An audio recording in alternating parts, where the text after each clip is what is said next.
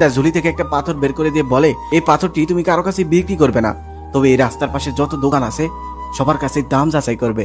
তখন ছেলেটি প্রথমে একটি লেবুওয়ালার কাছে যায়, সেখানে গিয়ে জিজ্ঞেস করে এই পাথরটির জন্য আমাকে কি দিবেন। তখন লেবুওয়ালা বলে, এই পাথরটি তুমি যদি আমাকে দাও আমি তোমাকে 5টি লেবু দেবো। তারপর সে পাথরটি নিয়ে একটি ফলের দোকানে যায়। ফলওয়ালা বলে, এই পাথরটি তুমি যদি আমাকে দাও তাহলে আমি তোমাকে 1 কেজি আপেল দেবো। তারপর সে পাথরটি নিয়ে একটি চালের দোকানে যায়। চালালা বলে, তুমি যদি এই পাথরটি আমাকে দাও তাহলে আমি তোমাকে 1 বস্তা চাল দেবো। তারপর সে পাথরটি নিয়ে একটি স্বর্ণের দোকানে যায়। স্বর্ণওয়ালা বলেন, এই পাথরটির জন্য আমি তোমাকে 1 ভরি স্বর্ণ দেবো। তারপর সে পাথরটি নিয়ে একটি হীরের দোকানে যায়। সেখানে যাওয়ার পর লোকটি সেই পাথরটিকে অনেকভাবে পরীক্ষা করে দেখেন।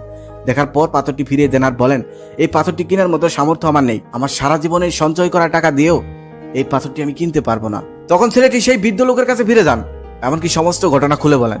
তখন বৃদ্ধ লোক তাকে বলেন, অন্যের কথায় কখনো নিজেকে থামিয়ে দিও না, আসলে যে যেমন সে তোমাকে তেমন মন্তব্য করবে, অন্যের কথায় কখনোই নিজের গন্তব্য থামিয়ে দিও না।